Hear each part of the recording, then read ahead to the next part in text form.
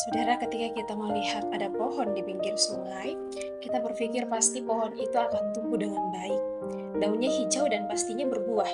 Karena kita tahu bahwa air itu adalah sumber kehidupan bagi tanaman atau ke pohon. Tapi bayangkan ketika suatu kali kita melihat ada pohon di pinggir sungai yang malah pertumbuhannya tidak baik, alias kering, atau bahkan pohon itu hampir mati. Jadi pasti kita akan heran melihat itu. Karena sudah jelas-jelas mas air yang ada di dekat pohon itu. Nah, setelah diperhatikan lebih dekat, karena kita penasaran, akhirnya kita akan cari tahu.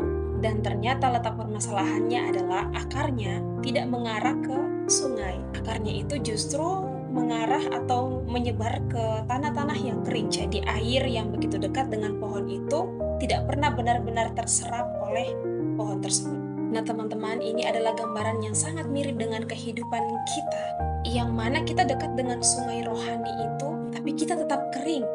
Nah, sungai rohani yang saya maksudkan adalah rajin persekutuan, bahkan pelayanan.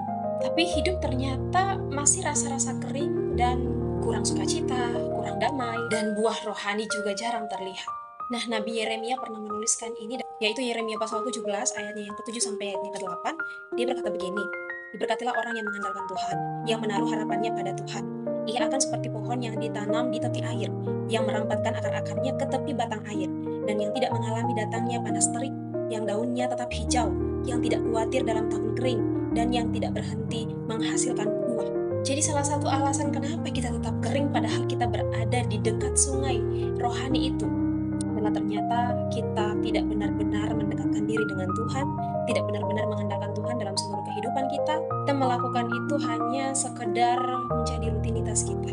Jadi mari perbaiki dasar kita, akar kita, supaya lebih kuat, lebih melekat lagi dengan Tuhan. Dan tentunya pertumbuhan kita akan lebih baik, berbuah, dan bisa dinikmati oleh orang banyak. Ingat, andalkan Tuhan sepenuhnya, bukan mengandalkan diri sendiri. Kita melakukan aktivitas rohani kita untuk hormat dan kemuliaan nama Tuhan, bukan untuk mencari kemuliaan nama kita, ataukah mungkin kita dipaksa oleh keadaan, dipaksa oleh orang lain.